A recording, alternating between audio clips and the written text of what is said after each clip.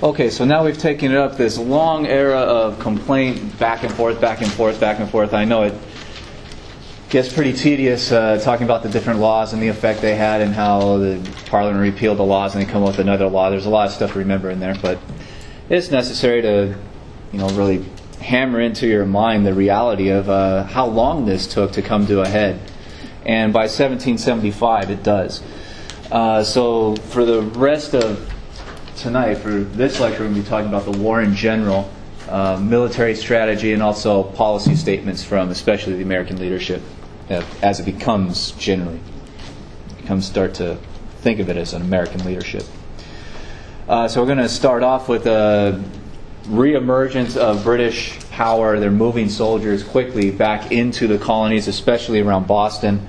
The British appear to have thought at the outset of these hostilities that if they conquer Boston, they can really kill this kind of incipient uprising at its heart and really strangle the uprising at its birth and win that way. And the British will continue with that kind of policy if they just knock out the major centers of revolt, usually the big cities, that they can pretty much control the big cities and therefore force the colonists to give up. It doesn't work out for them that way. But the first one they go after is Boston. The general in charge of Boston, of all these troops that are coming in, is named General Howe. And he is given orders from the king to go off and arrest all the revolutionary types of leaders in Boston. Howe realizes that that's basically an impossible task to fulfill. So instead, he decides to try to take their resources away, which means go off and get to the government armories that are dispersed throughout the colonies. He wants to get to the ones that are closest to Boston to take control of those weapons so that they don't fall into possible revolutionary hands. His plan is to take his troops from the city of Boston itself and early one day, before dawn, start marching toward the government armory at Concord and get the guns, make it back to Boston, hopefully by the early afternoon before many of the colonists even understand what's happened. The colonists are watching this army very closely because they realize something is going to happen at some point. They get wind of Howe's plan to get to the armory and start doing troop movements around Boston. So they have spies watching the barracks on a constant basis, and once they start marching out of the barracks, they start sending messages. Paul Revere and other guys get on horses, and they ride along the proposed route all the way through a lot of these little towns along the way to Concord, screaming, "The British are coming, get your militia guys together and be ready to fight." For the most part, the march is fairly peaceful until they get to a little town called Lexington. This is where you get about 20 or so townsmen of Lexington, normally farmers. They go out there with their kind of family shotgun or something, and they try to stand in the way of the British army. The British are marching probably a few thousand troops through the area. So 20 guys isn't going to stop it. They really just tried to stop it morally, which means they tried to symbolically say that if you're going to try to go through this town, you're going to have to run over us, which would imply that the British are now attacking their own citizens and would start some kind of large outbreak of hostilities. So when the British troops get to Lexington, a standoff emerges. The townsmen are told to disperse and go home. They stand their ground. The British start loading their weapons, and someone fires a shot from somewhere. We don't know exactly where or who. But a shot is fired, and then they just start shooting at each other from there. And it's never been really found out who fired the shot, why they did that, or even which side they were on. So that starts off the official kind of war itself.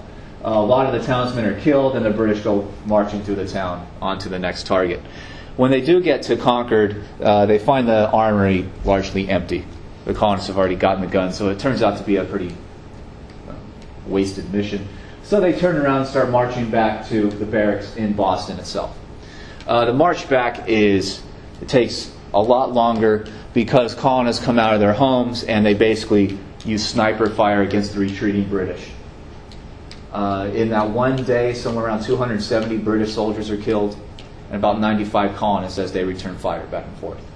So the colonists don't line up in a kind of normal army formation and just start shooting at the British. The colonists hide behind trees, they hide behind obstacles. They're literally a kind of harassment force, a guerrilla tactic, which means kind of hit and run type tactics. They do make it back to Boston. The British troops make it back. They take a few hundred casualties. And from that point, the British decide to conquer all of Boston completely in an attempt to destroy this kind of uprising at its birth. There are two large hill systems overlooking Boston Harbor. One to the north, called Bunker Hill, and one to the south, called Dorchester Heights.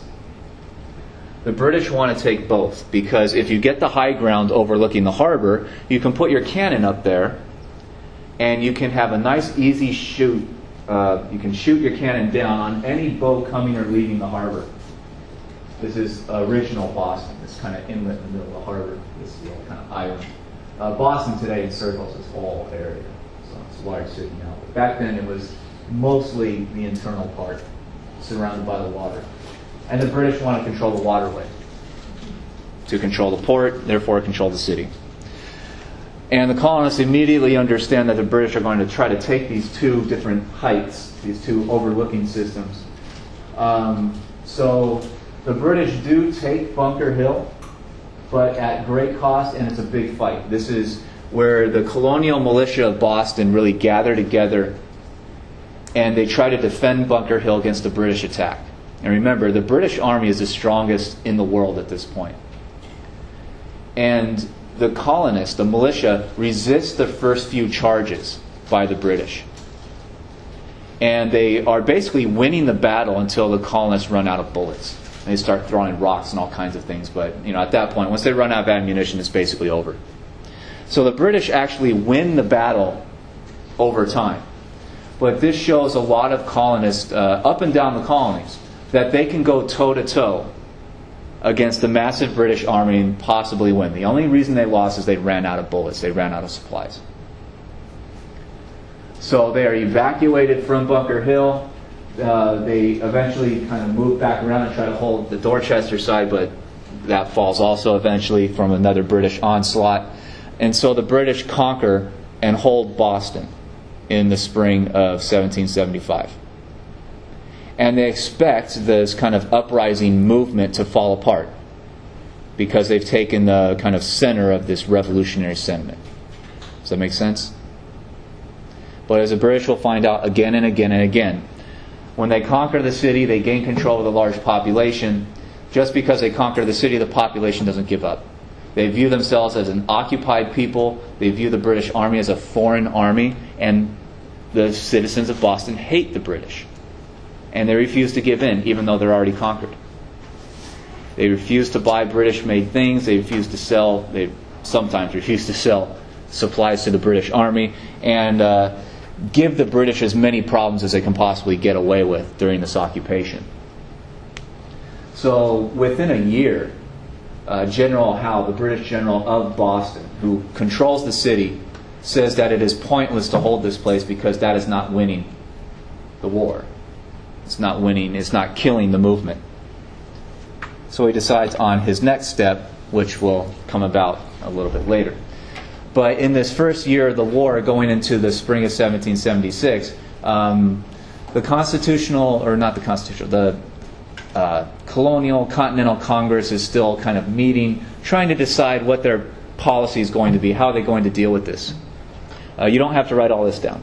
We're going to go through it step by step. And probably the biggest debate in the Congress is whether or not to declare these colonies a new and independent country. Whether to formally break away from the British Empire and build a new country.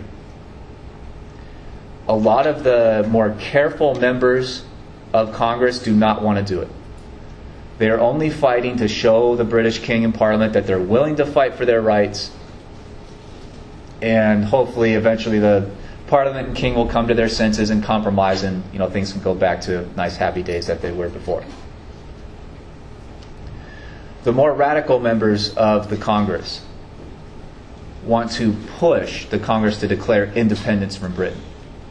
And this argument goes on for months and months and months. And it is finally accepted in June of 1776.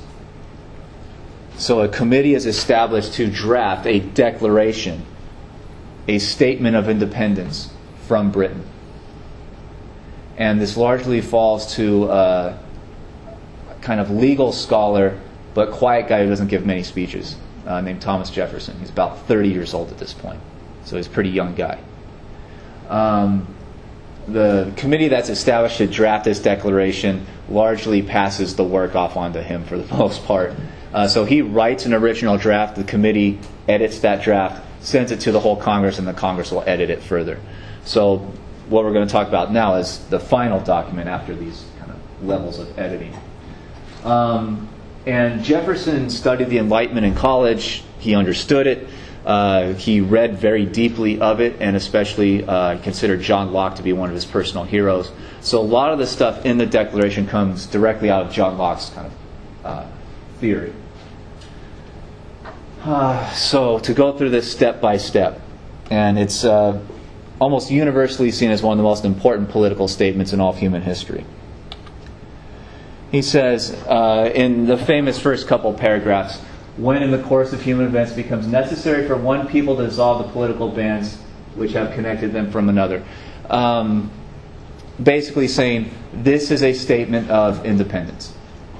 This is our people, the former colonists, declaring that it is now important, it is needed for us to declare ourselves to be an independent country. He says that the powers of earth, the creative powers of the universe, want the new country to be just like any other country. Just because it's new doesn't mean it's any less important. It is equal to all other countries. So Jefferson doesn't want to get into a religious kind of controversy. He doesn't want to usually use the word God.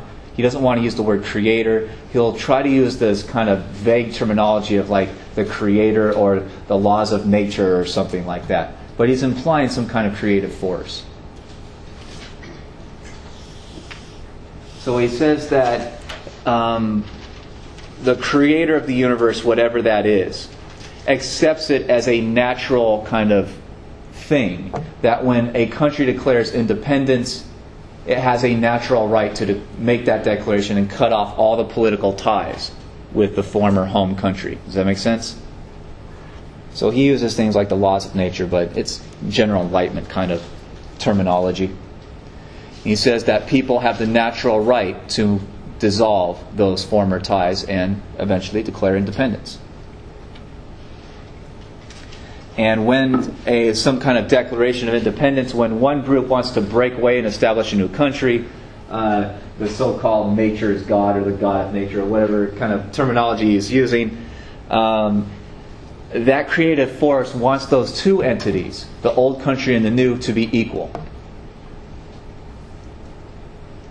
Just because one of them is new doesn't mean that one of them is kind of second-class citizen in the world or something like that. They have to be equal. They are both countries now. They are both political groupings.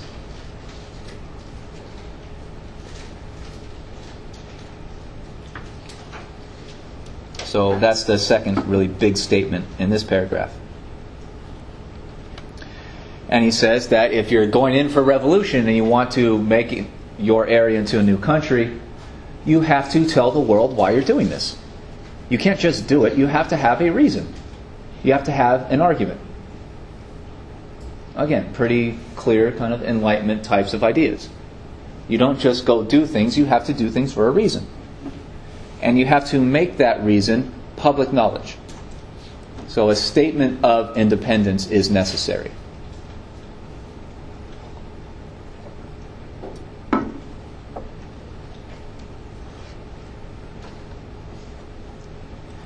And the next part is definitely the most famous, where he says, we, as humans, we hold these truths to be self-evident, that all men are created equal, endowed by their Creator with certain unalienable rights. Among these are life, liberty, and pursuit of happiness.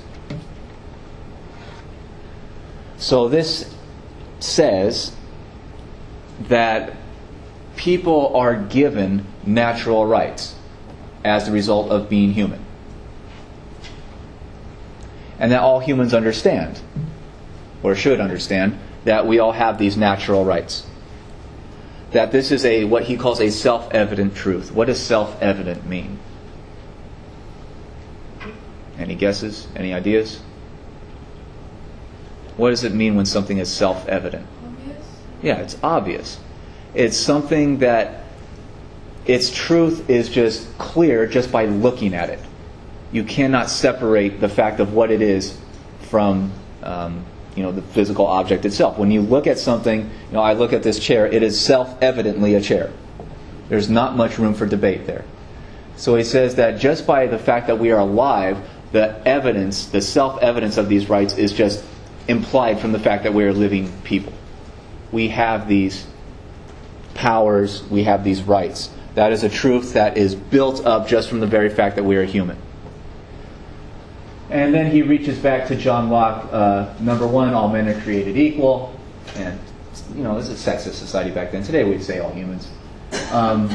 All humans, by the result of being human, their creator, whatever that creative force is, gives them all kinds of different natural rights. And the most important, according to Jefferson, going back to John Locke, are life, liberty, and pursuit of happiness. John Locke said life, liberty, and property. Jefferson wanted to be a little bit more vague to have this idea of natural rights cover more ground. So he said pursuit of happiness.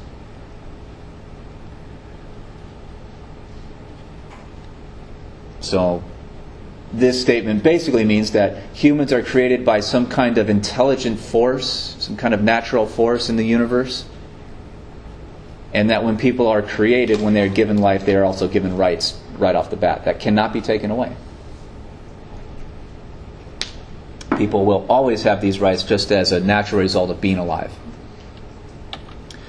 And people come together to guard these rights. Back in John Locke's State of Nature, people could have had these rights, but they weren't accepted. People are always being attacked and destroyed and robbed and all those kinds of things. So even though people theoretically had the rights, they weren't actually being upheld. So in order to uphold those rights and protect their rights, people come together, they create governments. Those governments pass laws against murder and theft and all the horrible things that people do to each other, or at least a lot of them. And the government exists to defend those natural rights. So this is all kind of social contract theory. This is John Locke, Montesquieu, Rousseau, and a whole lot of others who by the 1770s had been writing this kind of stuff for nearly 100 years. So this is Jefferson's interpretation of it. Whenever any form of government actually does not just stop defending the rights of the people that government is supposed to do, but actively starts destroying the rights of people. Whenever government becomes destructive of the ends, the goals that it was created to defend, it is the right of the people to alter or abolish that government. And that is the general theory of revolution. Whenever people stand up and realize that the government is more destructive of their rights than protective of them, then people have the right to revolution. It is necessary for the people to rise up and get rid of that tyranny.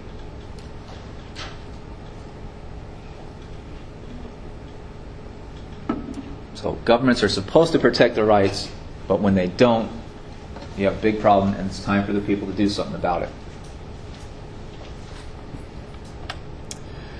Next, when you do something about it, you often get rid of the old government because it wasn't working.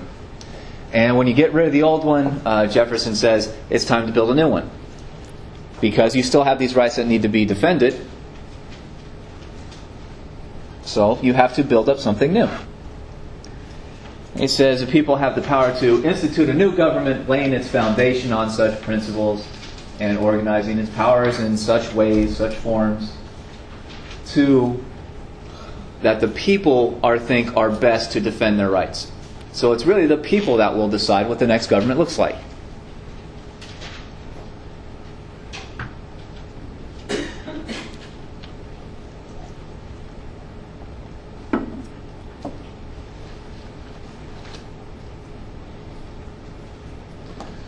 So this is all old Enlightenment stuff that we've gone over several times already. Questions about any of this so far? No. Okay.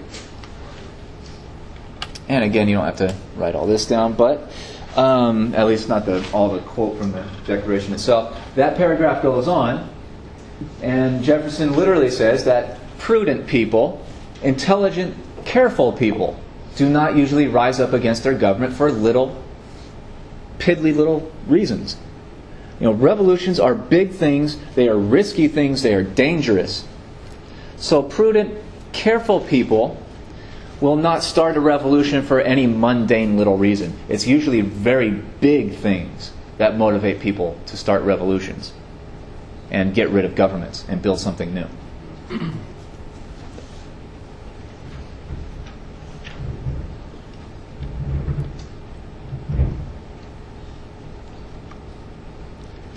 And he goes on to say that experience has shown that people only really rise up for the most egregious, violent abuses by government. And he says that particularly when Jefferson is talking about the British government, Parliament, and the King, when a long train of abuses and usurpations, which means kind of stealing power, stealing rights, pursuing invariably the same object, a design to reduce the people to an absolute despotism, which is the kind of 1700s words for dictatorship, tyranny. It is the people's right, and it is their duty to overthrow that bad government and to, again, build up something new to guard their rights, their freedom. So he says it's the right of the people to do this, and it's their duty to each other. It is your duty to your neighbor to rise up against an evil government, because nobody wants to live under it. And we're definitely not supposed to be eating in here. And security guard has come by in other classes before to stop people from doing that.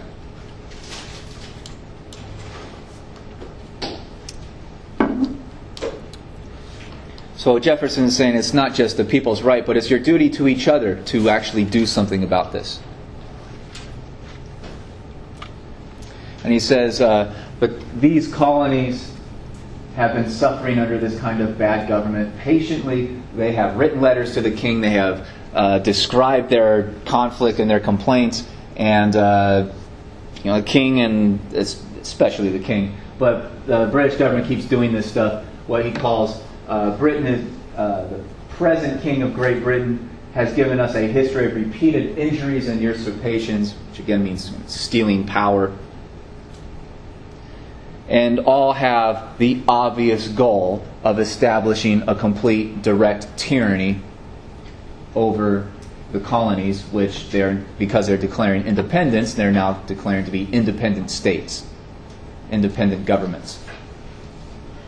So this is where you get the transition, especially from the kind of revolutionary leaders. They stop calling them colonies at this instant, and they start calling them states, because states implies independence and new government. And again, at the end of the paragraph, he says, we're not just going to make these accusations against the king and the British government. We're going to list all the different things that the British government has done over about the past 10, 12, 13 years, step by step. And we're going to publish this thing throughout the world so all the people of the world can understand why are we starting this revolution. And the whole rest of the Declaration is basically a laundry list of all their complaints, one after another, year after year. And it goes on for a few pages. It is very long. Does anyone want to take a guess at what Jefferson's kind of number one kind of final argument complaint at the very end of that list was in the original draft? He went through all the taxes, all the coercion, all the troop deployments, all that stuff. What was the final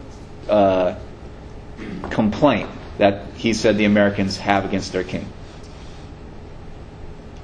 What's the number one crime? Nobody? He says that the king has brought slavery to these places. That is the number one worst thing that the king has done to these regions. That is his final argument. That's the big one. What's the problem with that argument? Politically, for getting people to actually accept this whole thing and sign on to it. That there's already slavery? Yeah, there's already slavery, and a lot of these guys that are going to sign this thing and vote on it are slave owners themselves. So when this goes to the larger committee for approval and editing, they take that one out. And Jefferson was livid about it. He hated it. So in order to get the acceptance, mostly of the more southern politicians from North Carolina, South Carolina, Georgia, Virginia, those types of areas, Jefferson had to accept the compromise. So it is not written into the final version of the Declaration. And he didn't like it at all.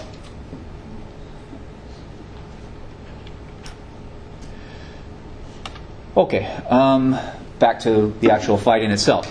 So the Declaration of Independence is finally signed on July 4th of 76, and that's where you get the 4th of July holiday today, the first statements of these areas being a new country. And the Declaration has been accepted throughout the world as one of the greatest and really shortest statements on human rights and the role of government and the role of people within government. I mean, this stuff has been accepted throughout the world by revolutionaries. It goes into the French Revolution a few decades after what we're talking about today. Goes into the revolution of the Vietnamese people against France and then the United States in the 1950s and 60s. You know, revolutionary peoples throughout the world have accepted this theory and tried to put it into practice. So this is a kind of living thing that is still obviously going on, right? I mean, we're seeing revolutions against governments right now. They're saying some of this exact kind of stuff. But once it seemed to be such an objective and justified complaint against the British government that it is overwhelmingly accepted by the American people as they're kind of coming to be known, especially those who want to fight the war against Britain. It is accepted almost everywhere. And it is celebrated almost everywhere. And those that are going off to fight and resist the British, it's their number one justification. I mean, a lot of people know how to read by this point. And some of them memorize the whole thing. And they read it to their children. It's published in newspapers. It's cited in speeches. It becomes the center focal point of the American resistance movement. But getting back to the war. In spring of 1776, the British decide to evacuate Boston because holding Boston was not ending the uprising. And they decide to go after the next major target and the next major biggest city, which is New York City. So they take their troops, they put them on boats, they leave Boston, and they go to attack New York City. George Washington is in control of all these kind of patchwork colonial militias that have been put together that he's trying to kind of whip together into a well-trained continental army. Doesn't work out very well for him because these are not trained soldiers. These are farmers and average working class types of people. They have no military experience. So they get pushed around fairly easily by the British professional military class. The British are well supplied. They come in with a lot of money to buy more supplies from the area. They will have large armies that will come down from Canada. And they have the largest navy in the world, by far. So virtually nobody in the world actually gives this resistance movement a military chance at actually winning this war. And it's very clear if you study the battle-by-battle history of it, Washington and his forces lose one battle after another. And when they try to defend New York, which was basically back then just Manhattan Island, they lose a series of battles on Long Island. They're pushed onto Manhattan and knocked completely out of New York State. They're knocked into New Jersey. And then they continue losing battles. That kicks them even out of New Jersey into Pennsylvania. The Battle of Trenton knocks them out. So they are forced to retreat all the way into Pennsylvania, and this is a humiliating series of losses in the summer of 76. And Washington understands that if his army doesn't win a battle at some point, this is going to be so destructive of troop morale that the whole resistance movements could collapse in the first year or two. So he starts looking for an easy target to hit, to get an easy victory. And he decides to recross the Delaware River, this river down here, to attack back into Trenton. He doesn't even attack an official British Army contingent.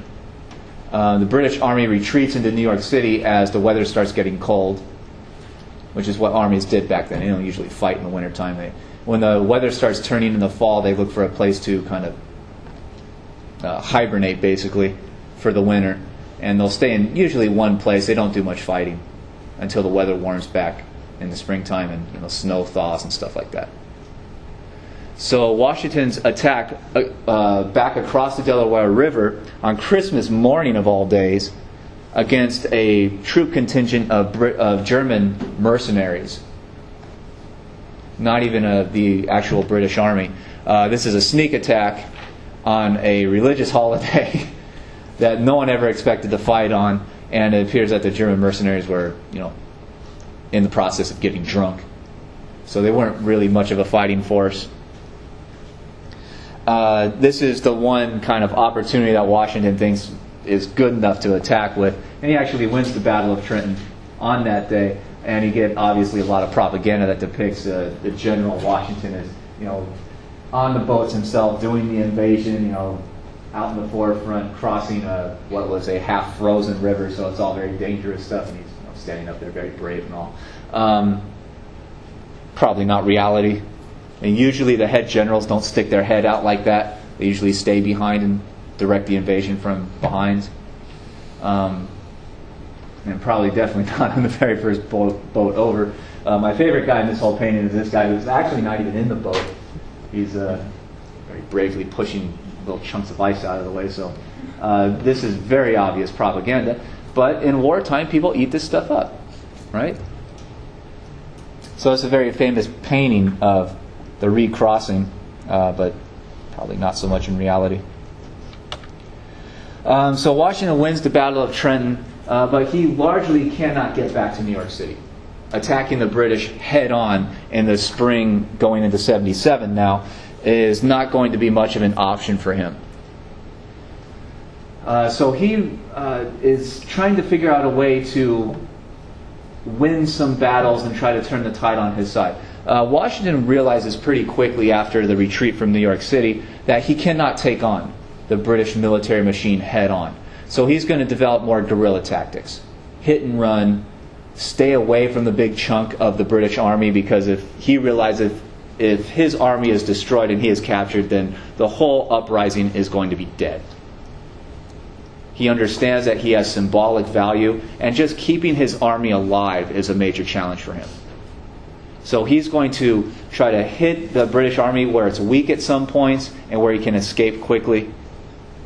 And his major goal is just to keep fighting and to make this a very expensive war for the British to fight, and hopefully eventually they'll give up.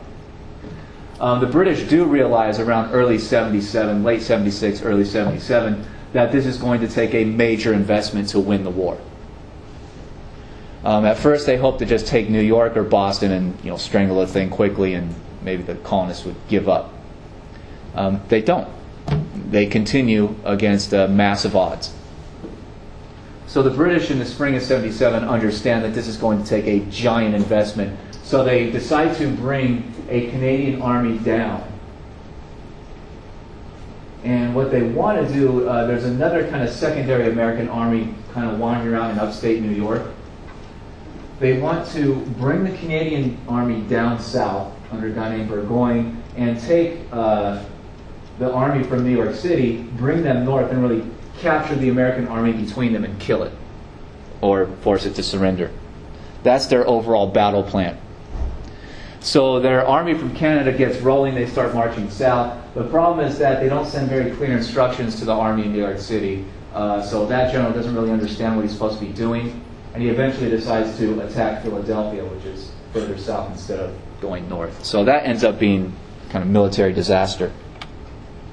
There are a series of battles between the Americans in this area and the British Army moving south from Canada that eventually comes to a head at a place called Saratoga. So this is ongoing. The British are very slowly moving throughout the summer, moving south toward New York and getting down into New York.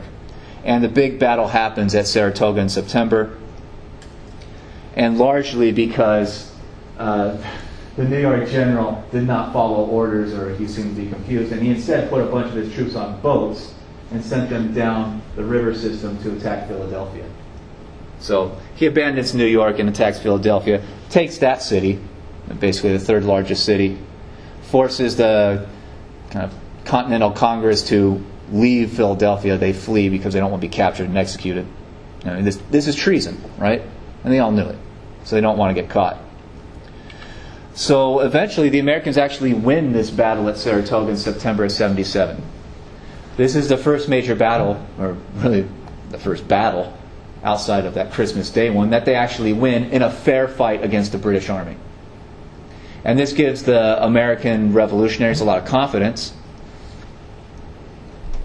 And Saratoga is hugely important because the revolutionaries have opened relations, diplomatic relations with other countries, especially France.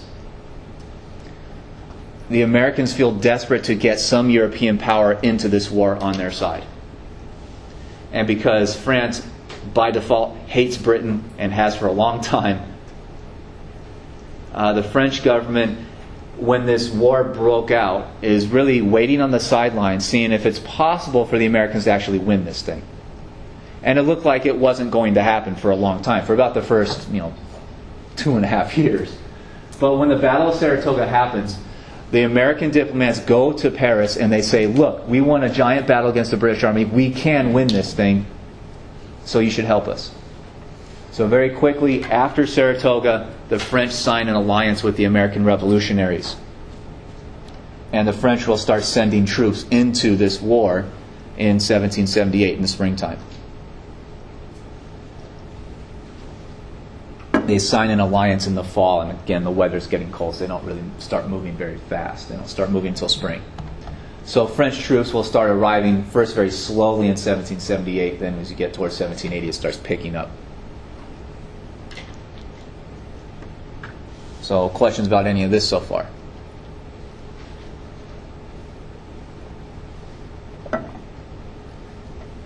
All right. Again, they vacated New York, even though the British lost the battle up at Saratoga up in the north. The British leave New York because conquering New York City and holding it wasn't ending the revolution. So they attack the next biggest city, which is Philadelphia. They win the Battle of Philadelphia. They take the city. And Washington's force tries to attack Philadelphia and retake it, but they lose. So as you go into the winter of 77, going into 78, Washington will basically encamp his soldiers outside of Philadelphia to keep a watch over the British Army in the city. The British Army lives in the winter of 77, 78 fairly comfortably because they're in the city, they have enough supplies. The exact opposite is true of Washington's army. They encamp at an area outside of Philadelphia called Valley Forge and endure one of the most horrible winters in recent memory, and one of probably the most brutal winters for soldiers, literally sleeping out in the cold. They get frostbite, they lose limbs, there's disease, there's all kinds of horrible things at Valley Forge. And this is the darkest of days for the revolution. At this point in this winter time, the French troops has not really started to arrive yet, and a lot of Americans are starting to question, should we keep fighting this, or should we give up?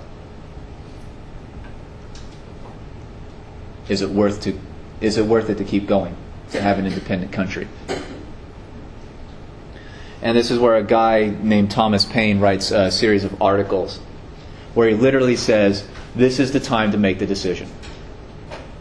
This is the time where you will remember this is the crisis point where we decided to either stick together and fight it out or give up.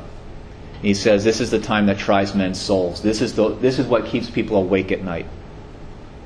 The decision is that big for them. And eventually they do decide.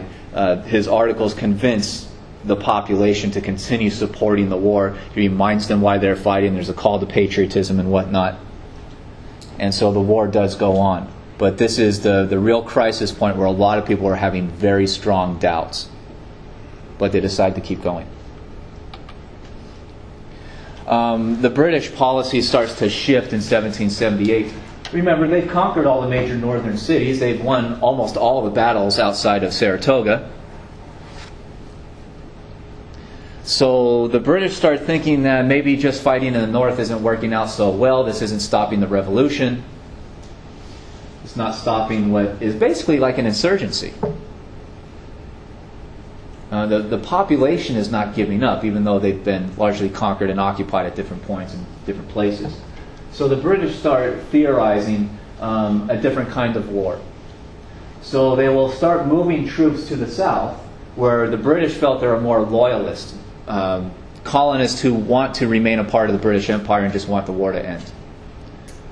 So the British feel that if they continue winning battles in the north and they start conquering a lot of land in the south and get a lot of the kind of popular sentiment on the British side to end the war and remain a colony, then that can kind of tip the balance in their favor and actually win this long-term thing. So they start moving troops from the north and they invade all the way down by Charleston, and they start running rampant up and down the Carolinas, taking control of a lot of these areas. And there's a lot of different battles between the kind of continental forces, the revolutionary forces against the British in the Carolinas. This goes on for a couple years. I don't want to get too far into the details. We're starting to run out of time. But it goes back and forth to the point where the British general decides to vacate the Carolinas because it hasn't really worked and invade Virginia, one of the major homes of revolutionary feeling, especially guys like Jefferson and Washington and Patrick Henry. These are all Virginia landowners. The problem is that the British Army is pretty exhausted after a few years of fighting. They haven't had reinforcements. So they decide to go to a military strong point called Yorktown. It's a fort. And basically sit there in the summer of 1781 and await further instruction from London. You know, the generals in London will send these guys orders about what to do from there. When the orders eventually do come, they seem to be kind of self-contradictory. They seem to be conflicting.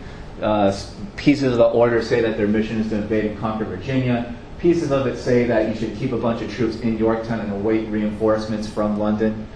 So it's a very confusing kind of order. And eventually the general named Cornwallis just decides to sit in Yorktown, which creates a big problem for him.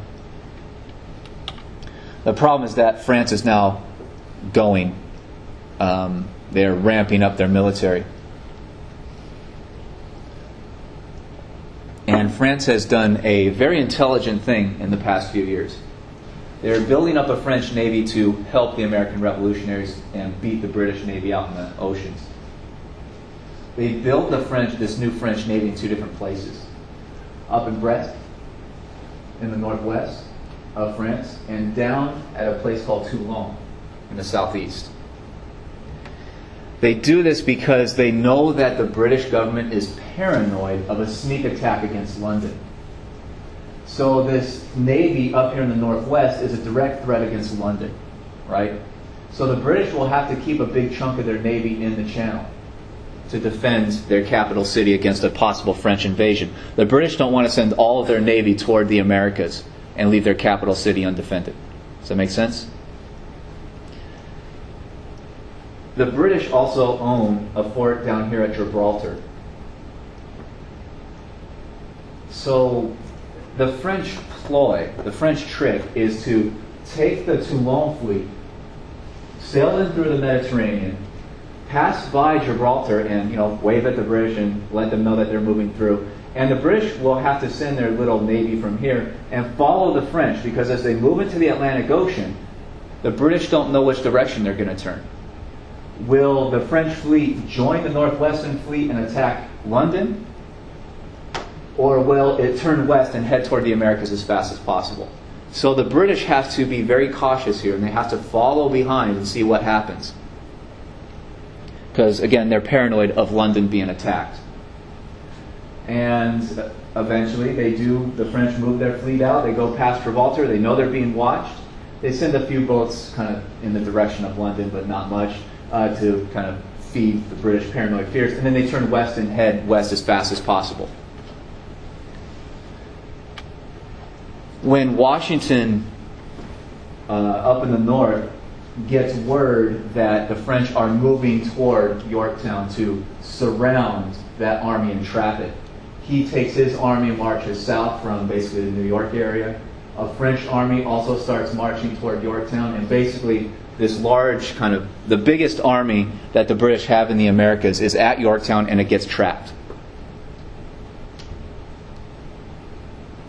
Washington and the French general Lafayette, or in French it's Lafitte, but Lafayette, they surround Yorktown, and the only way that that British general is going to escape is if the British Navy shows up and kind of ferries him out. That doesn't happen because a French versus British battle happens just off the coastline that the French win. Therefore, the small piece of the British Navy that was in the area gets defeated, they retreat, and now Yorktown is just going to get bombarded from all sides until they surrender. Does all that make sense? Questions about that at all? Oops. All right. The Americans know they have the advantage. They basically bombard Yorktown into rubble for the most part. I mean, the French cannons just constantly fire on the thing from the ocean. Cornwallis has no escape. He tries to break out by attacking a certain part of the fort to get access to a different river so he can put his men on boats and get away, but that is defeated. And the final charge to breach the outer walls of the fort are led by Washington's army, and especially a young colonel named Alexander Hamilton. And this is where Hamilton first comes to fame in U.S. history. So when the Americans storm the outer levels of the fort and they actually get in, the game is up for the British at Yorktown. It's only a matter of time until they're all killed, so they choose to surrender. And this is, Cornwallis doesn't even come out to surrender officially. He sends his representatives out there to surrender to Washington.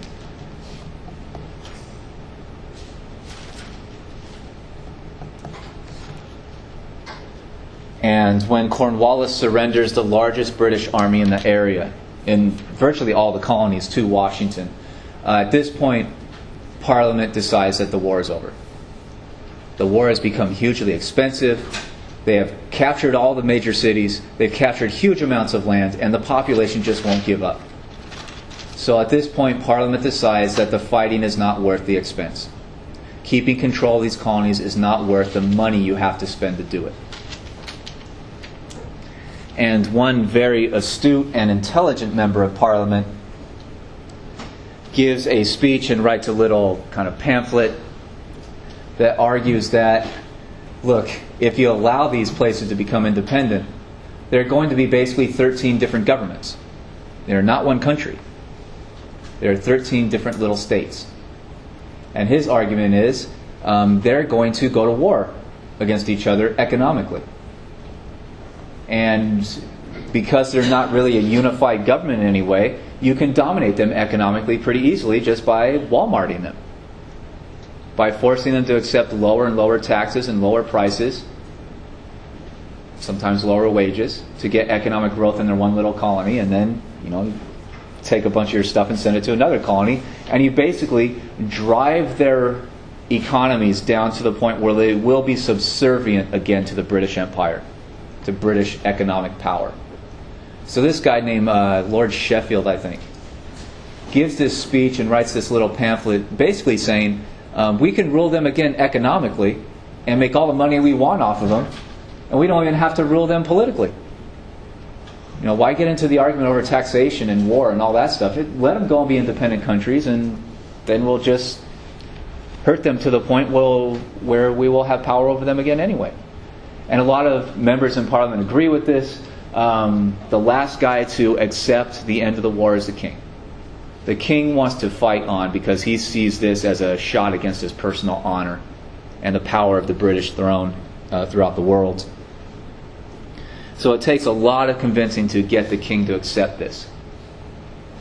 And the peace treaty that will eventually end the war, basically this is the end of the fighting here in late 81.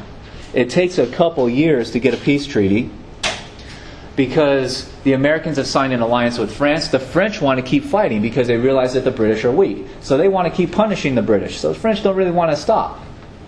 And the Spanish have also signed on to this alliance, and the Spanish want to keep fighting. So it's a very complex peace treaty that emerges. It's not just the American diplomats that are going to create the treaty with the British. They have to get the acceptance of the French and the Spanish also. So there's a lot of disagreements, very complex, and negotiations drag on. So it's not for a little less than 2 years that they actually get a treaty. It's called the Treaty of Paris that officially ends the war. What were the American demands in the Treaty of Paris? They were pretty big. Number one, these are now going to be independent governments, new countries. They will formally call themselves the United States, but they're not very united. And we'll talk about that a lot more in more detail later on. Number two, they wanted all the Western territories to the Mississippi. Number three, they wanted all of Canada. So this is largely John Adams and Benjamin Franklin giving these demands. Why do they have such big demands? Because they're asking for more than they actually want. They're playing the expectation game. If you demand more than you actually want, when you go to compromise, then you can compromise down to the basics of what you really do want. And the basics were mostly independence and the Western territories. They wanted the British to vacate all of those forts that they had built out in the Ohio territory all the way to the Mississippi. So the British are forced to agree to that in the treaty. The British get in the treaty the idea that each individual state will build revenue to pay off all the damaged property from British loyalists. There are a lot of former colonists who wanted to remain colonists of the British Empire. They're not going to remain living very long in the new United States. Their property was often attacked by people like the Sons of Liberty. Property was often confiscated or destroyed. And in this new country, they're going to be so unpopular in their society that they're often going to be just forced to sell and go to Britain or go to Canada or something. So the big British demand is to treat the loyalists with some amount of respect and pay them off for the amount of property that they had lost in the war. So those are the major pieces of the treaty in general. And the new United States will have a long-term goal of conquering Canada that goes on even into the early 1900s. They have a long-term vision of the United States that is not just going to be along the Atlantic coast. The American leadership will eventually convince itself that it should conquer land all the way to the Pacific and possibly all of Canada, all the way up to the Arctic Circle, all of North America, including what eventually becomes Mexico. And some American foreign policy leaders want to conquer all of South America too, and all of the Caribbean. They start getting very, very big ideas because these American foreign policy leaders say, we are building a democracy, which is rare in the world at that point. And that's where you start getting statements from these American leaders that this is the new world order. This is the new way that society should function.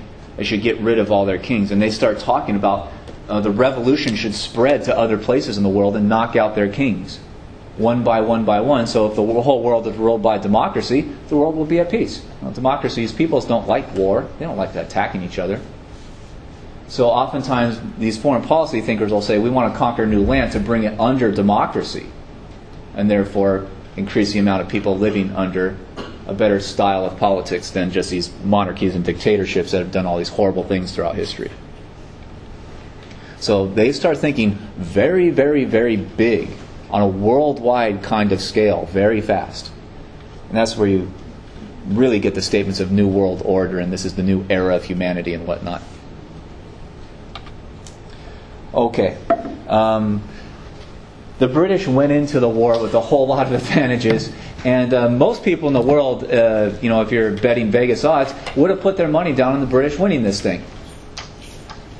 So a lot of historians feel it necessary to explain, how did the colonists, the revolutionaries, actually win the war and become an independent country when, going into the war, Britain had the biggest economy, the strongest military in the world, without doubt. So there's a lot of British policy mistakes that combine with good, strong, kind of unifying American policies that eventually combine to create the American victory and independence. Probably number one on that is that the British leaders in Parliament and the King never really seemed to understand how nearly fanatical the Americans become for what Jefferson described as self-government, independence. Once the Declaration of Independence is announced, it becomes accepted almost universally amongst the revolutionaries. They know what they're fighting for. They call it the glorious cause.